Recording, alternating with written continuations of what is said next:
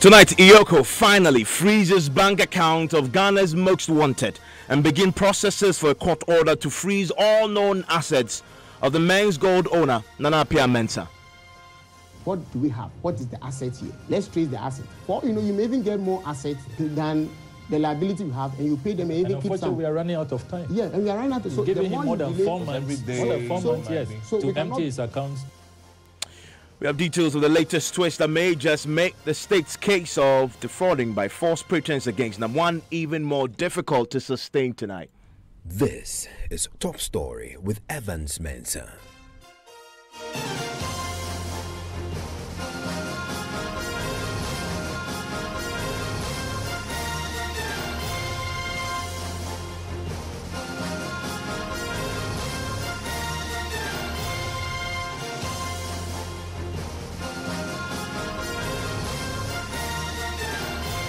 And Top Story is always brought to you by Bond Savings and Loans. Your success, our passion. Gasem, the nation builder. Vodafone, the future is exciting, ready. And Nationwide Medical Health Insurance, your healthcare family.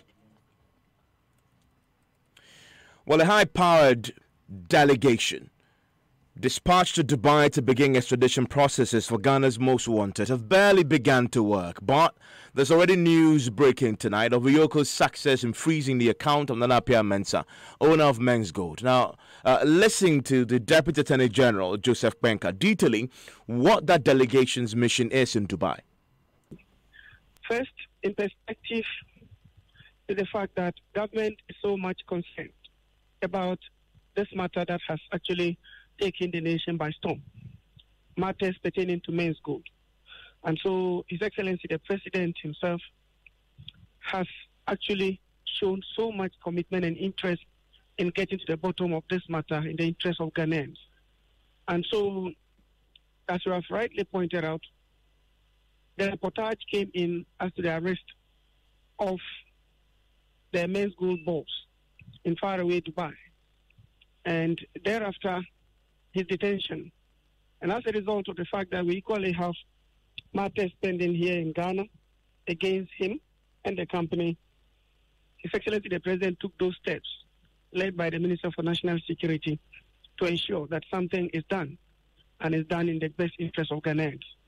And so this delegation, as you have pointed out, is on a mission to ensure that we try to strike a deal with the government of the Emirates to see to the fact that he is brought back to Ghana to face justice.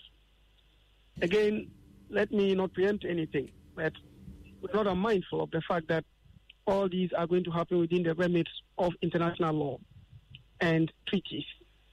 And so, by the combined effect of the Extradition Act and treaties, for that matter, we, strictly speaking, do not have that treaty with the UAE for extradition as such. But we're going to elevate this to law and diplomacy so that we try and get to the bottom of the matter there. If there are no specific charges he's answering in the UAE, and I repeat that, if there are no specific charges that he's answering in the UAE, all will be done within the remits of the law and diplomacy to get him extradited to Ghana to face justice and to answer to charges that have actually been proffered against him. So that is the purpose of this delegation. We are supposed to meet the authorities there with our consulate and our mission there, and then the processes will be going through for us to ascertain everything and then meet the security authorities and the government to get a way forward for this as far as bringing him back to Ghana to answer to the charges is concerned. So as the delegation begins work in earnest in Dubai, all in an attempt to get him extradited to Ghana to face justice, we know that the agencies back home are already moving into action, freezing his accounts. We are now learning Iyoko, the Economics and Organized Crimes Office, is freezing his account in Ghana. Although, yes, we're hearing from some of the, in fact, a particular lawyer Amanda Clinton, who represents some of the Men's Gold customers, indicate that their own investigations and speaking to sources indicate that a lot of these accounts have already been depleted completely. We know now that the Yoko had moved to freeze all other assets. There is tracing currently ongoing, we understand, with an attempt to get a court order that would effectively also freeze his assets entirely, all the known assets on Nana Appiah Mensah will also be frozen as this case is dealt with both to the diplomatic channels in Dubai to get him back into Ghana, but also once the prosecution starts, the state is hoping that these assets that are going to be frozen later on can be fruitful in its ability to repay or sell some of these assets and pay off these customers. However, though, there is another narrative emerging tonight that may make the state's case against Nam1 even more difficult. Remember, last week, the spokesperson for Men's Gold, Niyama Matefio, gave this update on why Nam1 had left Ghana. At this point in time, we have no option than to pay the customers, and we are working around the clock to make sure that we get money to pay. It has not been easy as a company for us. It's been difficult, it's been turbulent, but we are not resting on our oars at this point in time. All CEOs of... He's traveled. He has traveled outside the shores of Ghana, and it is working to make sure that he gets money to come and pay our customers. Is the money here? Can we get the money here? You should tell me. Your customers want to know. If a CEO has traveled to go outside and work and make money and come and pay our customers, may I know what is wrong with that? You're telling me and your customers that your CEO has now gone out of the shores of this country to go and work and get money to come and pay the customers. Is that what you're saying? You are saying that our boss has abandoned us. And I'm telling you that it's not true. He hasn't abandoned us. Well, that was just last week, Thursday. So, according to Men's Gold, Nana Appiah Mensah was not on the run, that he had only left the shores of Ghana to work, to look for money, so he can pay his customers. Now, just yesterday, we woke up to news in the Daily Graphic that appeared to confirm the Men's Gold narrative we just had there. That story, told with detailed insider knowledge of Men's Gold dealings, claimed that Nam1 had indeed traveled abroad to retrieve some $39 million owned Men's Gold by a Dubai-based company, Horizon Royal Diamonds DMCC, for the supply of gold. Now, notice how that story perfectly corroborates the Men's Gold PRO's narrative, which he told Joy News just 3 days earlier. In fact, that story that we saw in the graphic online, also claimed that his arrest in Dubai was simply because of, quote, misrepresentation to security authorities in Dubai by a Dubai-based company that he could be connected to an alleged botched gold business with a Ghanaian company, end of quote. In other words, he could not be guilty of any illegal dealings in Dubai. As the narrative goes, he had gone to Dubai to do legitimate business in the interest of the customers who have been agitating back home in Ghana. He simply wanted to retrieve $39 million. Monies that, well, were locked up after he had legitimately sold off gold to this other business in Dubai, and the business had not been was not paying. He has not, according to the narrative, he has not duped anybody. The money was legitimately invested in the gold business. That gold was then properly traded as they have been licensed to do by the Minerals Commission and the PMMC.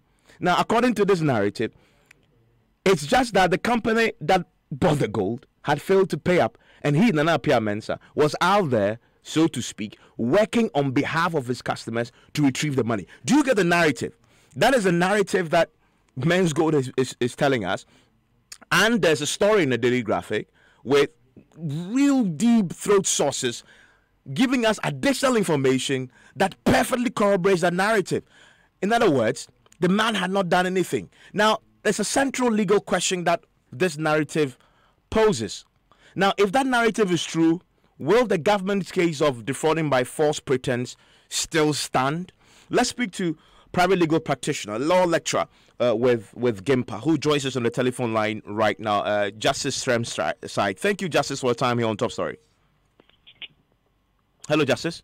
Thank you very much. I'm grateful that you to your listeners. I'm grateful that you joined us. Now, if this narrative is true, can the state sustain your case of defrauding by false pretense against him? Let me just start by explaining what the offense of false pretense is. It's simply that someone is pretending to be something that he is not, either by conduct or by words. And by the fact of that pretense, is collecting properties from other people, which has led to some losses to the people he's collecting the money from. Now, from the narrative that we've had so far, to be honest, it appears that Men's Gold has been consistent in what they do. From day one, they have insisted that all they do is to buy and sell gold, and that they have license to buy and sell gold. Now, it is we, those who are observing the general transaction, who have come up to say that, look, this particular business, though you call it gold buying and selling, constitutes something other than what you say it is. So, Men's Gold has never ever, said anything apart from what this narrative is saying. Now we are understanding that the reason why he's in Dubai is to go and retrieve monies from some persons that he has sold gold to. So, which is what he was licensed to do, according to this narrative. Exactly, which is what he's licensed to do. So, if we take it from that perspective, it appears he's been very consistent in what he does, and in fact, he has denied at all times any attempt to suggest that he's doing something other than what he's doing. In that regard, then the question is, if you say the offense of false pretense falls under the general part which talks about dishonesty. Dishonesty means that you are doing something which you knew you are not doing. You are not, but you insist that's what you are doing. So, if you go through all this, it appears on the face of it that he is consistent about what he does. Now, the question which brings the offense of false pretense is that there is another school of thought which says that he is doing something other than what he says he's doing. But the question is, did he say he was doing something other than what he is doing? And that is where the pretense is. When you pretend you are doing something that you know you are not doing. But I think he's been consistent. So that brings a big question mark on the offense that he's been charged with. And I've had discussion extensively with some senior lawyers who have also confirmed that it appears, unless we do not have all the facts that the prosecution has, if what we know is exactly what the prosecution knows, then it will be quite difficult to say that these facts would satisfy the false pretense. And we must point out, the narrative I drew out and painted is the Men's Gold narrative. And of course, you have a vested interest in this. And so that narrative may not be the factual, truthful narrative. But Precisely. It is, yes. However, it is a narrative that they've consistently put out. And this whole narrative of him traveling to look for money to come back and pay his customers is a narrative that was introduced by his spokesperson last week. Monday, a story emerges, giving us further and better particulars to back up that narrative. In fact, then they will point to the fact that, yes, see, he was arrested. And they claim it was a misrepresentation that led to his arrest. So he is behind bars in Dubai, all because, and so this is the interesting bit. If you follow that narrative, it almost suggests that Namwan is putting himself on the line for his customers. Indeed. That he's even prepared. He's even prepared to go to jail to get arrested in Dubai, all so that he can retrieve the monies for his customers after doing so-called legitimate business. Precisely. That is how the picture looks when you look at it from his perspective. But the discussion we have been having is not limited to what Men's Gold perspective is. There are other perspectives. which are basically saying that, look, it doesn't matter what you think you are doing, and it doesn't matter what you say or insist you are doing. It is what you are in fact doing that matters. You get the point. So I think the question now is, how do we reconcile his story with what we know? The question at the end of the day is whether there's honesty in what he says he does. Honesty means that do you actually believe in what you have a reasonable belief that what you say you are doing is what you are doing? And that question, from where I sit, to be honest with you, from practice, people do things that they honestly believe is X when in fact it is Y. But the test for the court is not to look at it is what objectively somebody, a third party, an objective person looking at the situation, what does it think it is? So when all is said and done, one can say that in respect of the charge, there is a big question. Now, the other question that we need to be, thinking about is we understand he has jumped bail and all that. But the question is, if someone travels intending to come, and so we know the bail condition does not bar him from traveling outside Ghana, because if that was the case, they would have probably seized his passport. So now, if you said, okay, I'm supposed to report twice a day, can I go to the United States in the belief that I'll come before the second time that twice a day will come? And when I come, and I may be able to, but when circumstances beyond my control, okay, what do I do? Do I give any excuse? Do I have a justifiable excuse to say that, well, I was arrested? It appears so. It appears so because an arrested person has no control over what happened to him. And we must ask the question, really, whether you have the answer or not, that this narrative that Men's Gold is feeding us, is it all part of this grand deception that had been crafted so that in the hope of beating the system even further? Because it sounds really, really implausible. How almost perfect the narrative seemed to be fitting together, where the first position that was expressed by the PRO, then the graphic story, then he's arrested, then we get to know almost after a month. It appears to me that there's possibly somebody had planned this very, very well, if it turns out to be a crafted plot just to beat the system. It's a possibility, right? We cannot rule that out. I doubt this. Let me draw this caveat, this caution.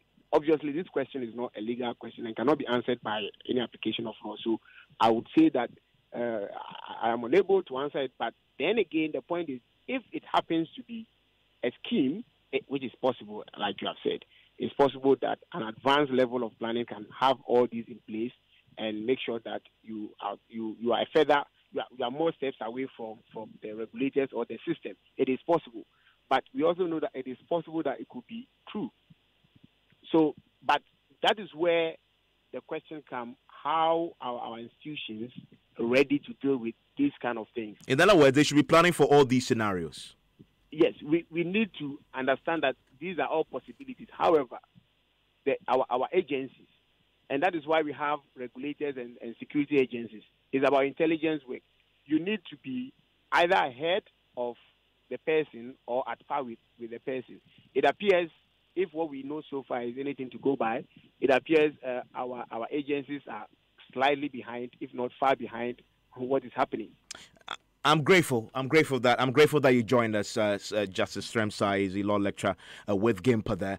There are efforts in Kumasi today still to sort of sell off some Men's Gold properties and use the proceeds to pay off customers.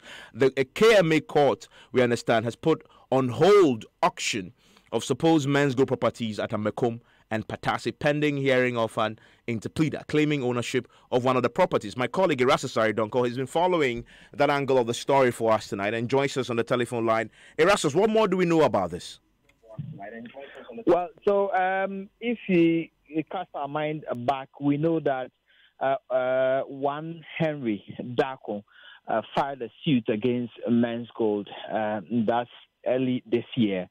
and he was seeking the court to grant an order for the recovery of his money, his investment with Men's Gold, totaling 22,500 Ghana cedis with interest. Now, the court delivered judgment and granted an interest of 302.5 Ghana cedis and a cost of 2,000 Ghana cedis against Men's Gold.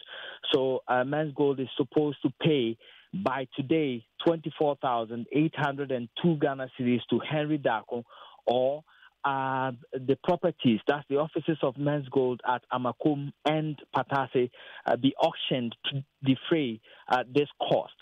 Now, we are learning today that one Collins Kwabena Bedu of plot number 6 Amakum Brutia Kumase has filed an interpleader claiming that the said property at Amakum does not belong to Men's Gold and that it was rented out to him, and he is the rightful owner of that property, and so the court cannot auction the said building. And so we are learning that the court has put on hold all the processes leading to the auction, awaiting the hearing of this interpleader.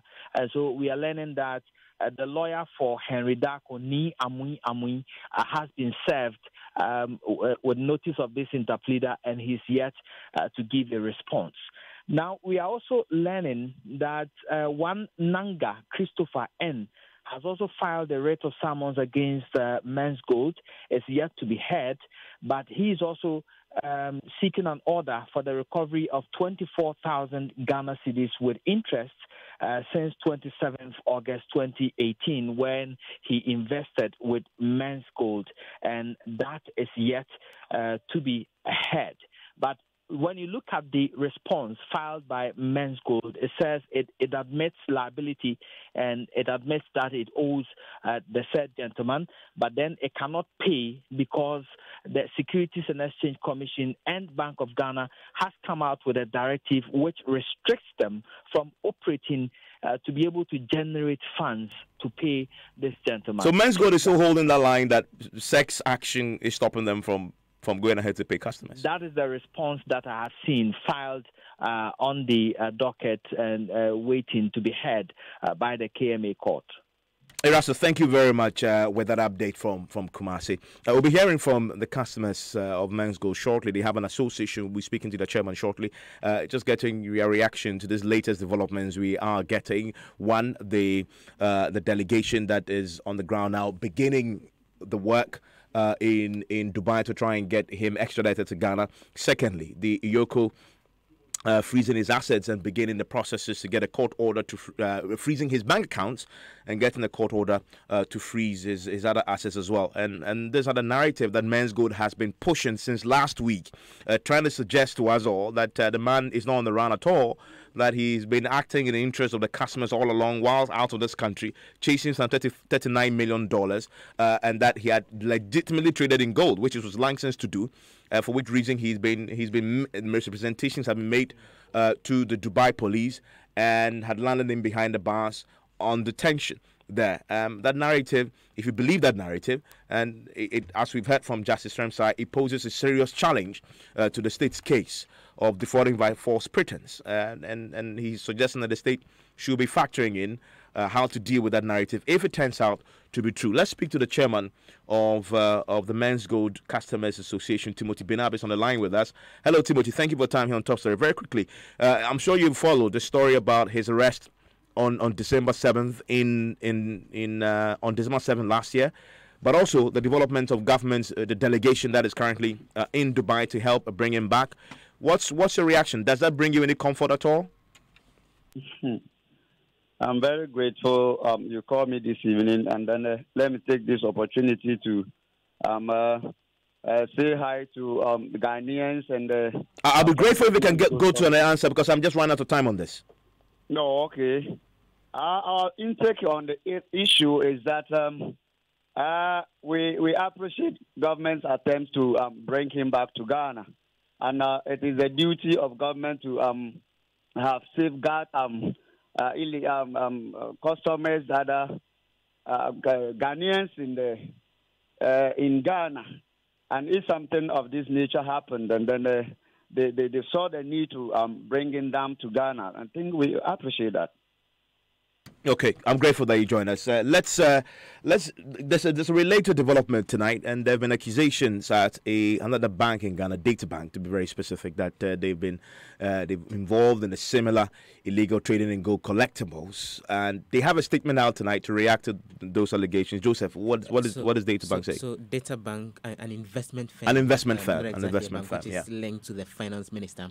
This is a statement signed by their group chief marketing officer. That's Gila Hammer, refuting claims that it's dealing in gold collectibles. The report is that some of the lawyers for some of the customers of Data Bank have been making this point, and they go on to say that it has come to their attention at Data Bank pronouncements which have been made recently in the press claiming that Data Bank is dealing in gold collectibles. We would like to assure our customers, the statement says, and the Ghanaian public that the claim is false. We are not licensed to deal in gold collectibles, have never done so, and do not intend to deal in gold collectibles. Data Bank is a professional investment bank that is licensed by the Securities and Exchange Commission, Ghana SEC, to sell shares, treasury bills, and bonds, as well as manage mutual funds, pension, and institutional funds. The statement finally says they remain committed to their core mandate of managing the funds of their investors in prudent ways that are sustainable over the long term, as well as providing financial education to all Ghanaians. And so Data Bank says they would want to assure all their clients and the general public that they have not and will not engage in any practices that will end up compromising their commitment.